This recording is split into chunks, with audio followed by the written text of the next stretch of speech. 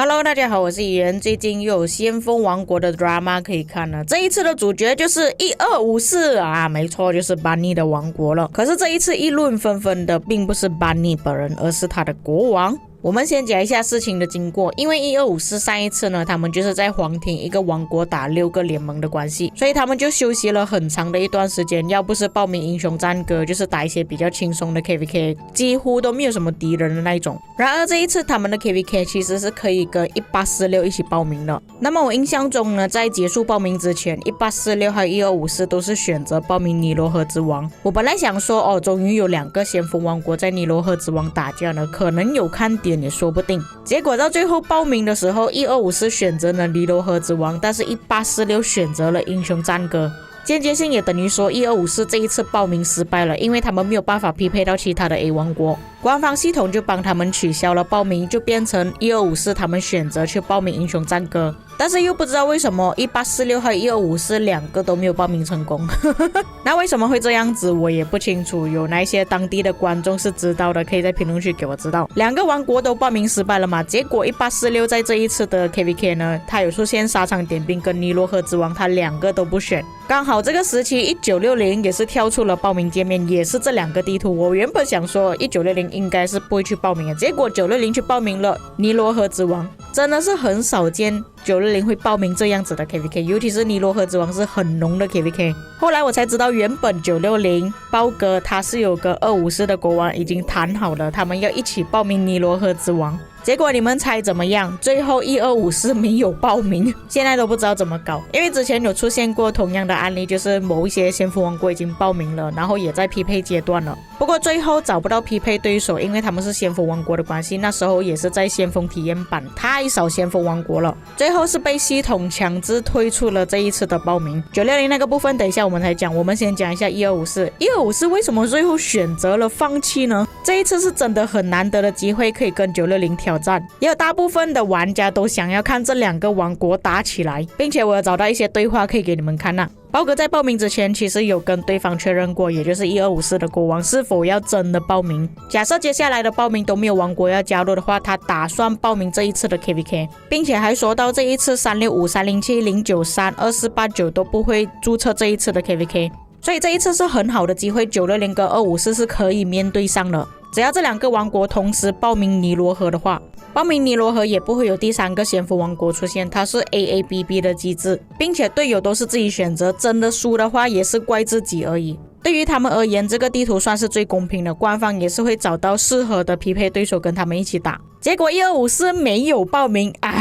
我原本想说这一次可能会很精彩才对，所以现在能做的事情就是960他们的报名失败了这样就可能下一次跟1254再约过，报名成功就变成真的错开，就没有办法了。1254下一次可能会跟846打起来，因为他们已经第3次报名了。不过这个只是故事的一部分而已，我还有看到254的国王他有发出来的贴文，他说在上一场 KVK 的时候，他有邀请365跟他们一起打。365就说他们在找这一个很大型的 KVK， 就是那种先锋王国对决。然而他们现在又发出了一次邀请，结果365说他们不感兴趣，254他们想要制造更大型的 KVK， 可是他们还是选择逃避，看来365是被960打出阴影了。但是现在的情况看回这个对话呢，感觉有点讽刺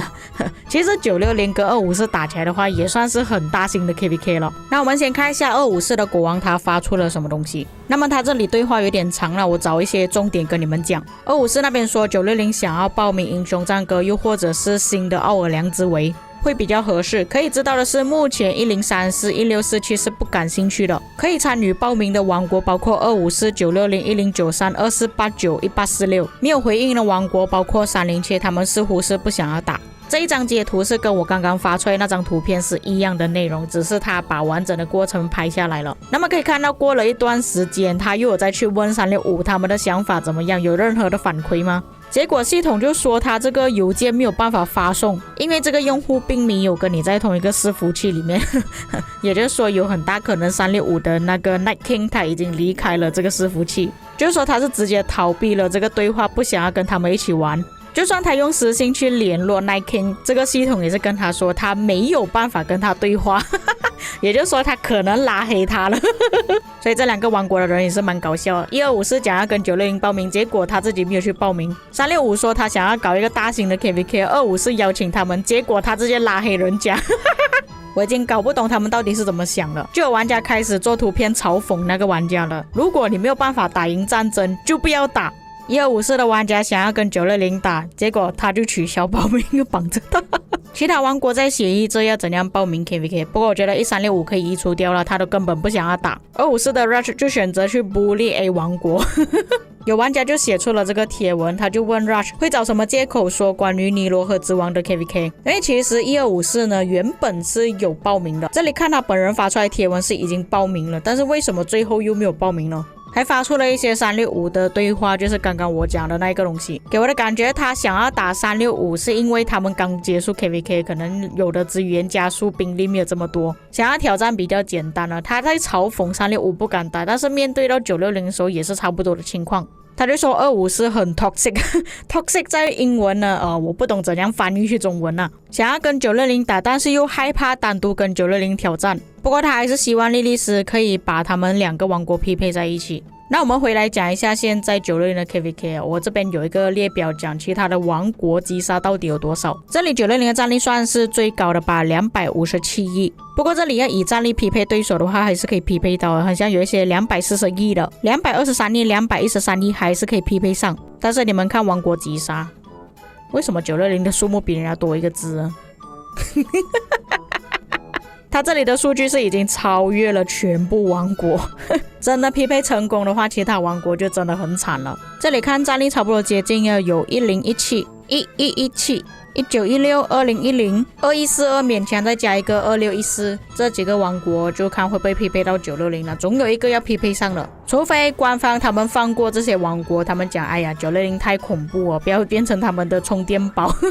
就把它匹配不成功啊，960等下一次 KVK 报名吧。不过我觉得报名成功的可能性还是比较高一点，毕竟这里的战力没有差特别远，不像一些先锋王国他们有好几个百亿联盟的，960只有2个而已。就看哪个王国幸运儿会中奖了，你们可以在评论区留言。假设真的报名成功的话，也间接性让960休息一下吧，因为他们这个是第一次跳出报名，他们就已经跑去报名了。也就是说 C2 的玩家其实刚移民过来，也没有休息多久，也没有采集多少的资源加速那些，就看他们接下来怎么办吧。因为之前也是有试过他们要报名英雄战歌去休息，结果碰上1534，也就是康康的那个王国，结果他们根本没有休息到，还是打到半死。以上就是先锋王国报名的 drama， 你们吃这个瓜吃到怎么样呢？有哪一些说错的地方可以在评论区帮我补充，也可以留下你们的看法。我们下个影片再见。